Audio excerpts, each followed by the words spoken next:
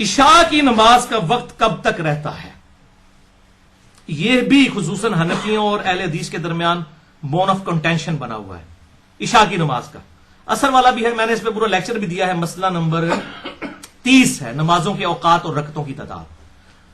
تو یہ جو عشاء کی نماز کا مسئلہ سن لیں کہ صحیح مسلم میں ایک حدیث ہے کہ آپ صلی اللہ علیہ وسلم نے فرمایا کہ عشاء کی نماز کا وقت آدھی رات تک رہتا ہے. آدھی رات سے مراد کیا ہے؟ اگر 6 بجے ہوئی ہے مغرب کی نماز کا وقت شروع ہوا ہے یعنی غروب آفتاب، اور صبح فجر شروع ہوئی ہے 5 بجے، یہ کتنے گھنٹے بنے؟ 11 گھنٹے. 11 کو آدھا کرے 4.5 5.5.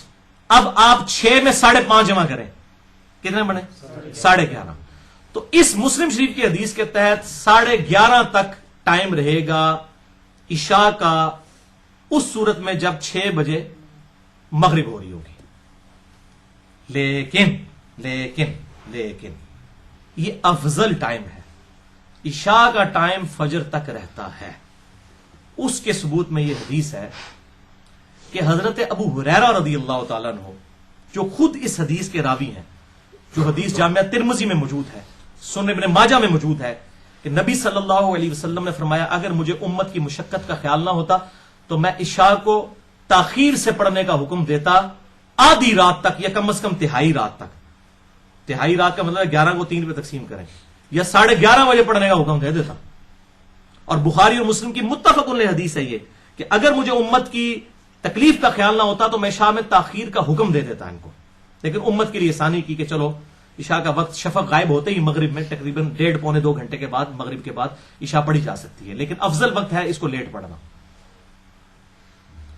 تو وہ جو صحیح مسلم کی حدیث ہے نا، اس کی تعویل اس طرح ہوگی کہ وہ افضل وقت ہے آدھی رات تک پڑھنا. کیوں؟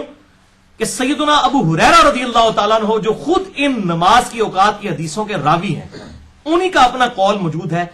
شرح مانی الاثار کتاب ہے امام طحاوی، المتوفی 321 ہجری، اور یہ حوالہ شیخ زبیر صاحب نے اپنی پاکٹ سائز نماز نبوی پہ بھی لکھ دیا ہے. اللہ تعالیٰ ان کو جزائے خیر دے، انہوں نے حق ادا کیا ہے، حق گوئی کا. کیونکہ یہ لکھنے کا مطلب آپ نے پوری دنیا کے حدیثوں کو اپنے مخالف کر دیا ہے جو کہتے ہیں آدھی رات کے بعد ٹائم ختم ہو جاتا ہے. شیخ زبیر صاحب نے حق گوئی کی. شرح مانی الاثار 6941 احادیث کا مجموعہ ہے، امام طحاوی، المتوفی 341 ہجری، 321 ہجری. اس میں 877 نمبر روایت ہے. یہ نمبر مجھے اس لیے یاد رہا کہ میں نے اگلے دن اس کے اوپر وہ روایت بھی بھیجی ہے کہ حضرت ابو ہریرہ سے پوچھا گیا بتائیے کہ عشاء کی نماز میں افراط کرنا کیا ہے، یعنی عشاء کی نماز کو وقت گزار کے پڑھنے سے مراد کیا ہے. تو انہوں نے کہا کہ عشاء کی نماز کو وقت گزار کے پڑھنے سے مراد، یعنی قضا ہو جانے سے مراد یہ ہے کہ کوئی شخص عشاء اس وقت پڑھے کہ جب فجر کا وقت شروع ہو چکا ہو. تو کیا مطلب ہوا کہ جب تک وقت فجر کا شروع نہیں ہوا اس وقت تک عشاء کی نماز پڑھی جا سکتی ہے. لہذا اس معاملے میں امام ابو حنیفہ رحمہ اللہ المتوفی 150 ہجری کا موقف ٹھیک ہے، اور اکثر اہل حدیث کا موقف غلط ہے کہ آدھی رات کے بعد ٹائم نہیں رہتا. وہ افضلیت وقت کی بات ہو رہی ہے کیونکہ ایک حدیث دوسری کو ایکسپلین کرتی ہے.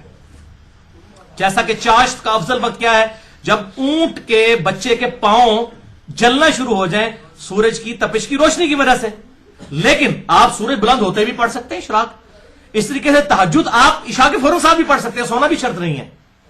لیکن افضل وقت کیا ہے؟ آخری پہر میں اٹھ کے پڑھنا. اسی طریقے سے افضل وقت یہ ہے کہ آدھی رات سے زیادہ ڈیلے نہ کیا جائے، لیکن اگر کوئی فجر کا وقت داخل ہونے سے پہلے عشاء پڑھ لیتا ہے تو اس کی عشاء کی نماز بالکل درست ہوگی. لہٰذا یہ عشاء کی نماز والا معاملہ بھی میں نے الحمدللہ اس حوالے سے کلیئر کر دیا ہے.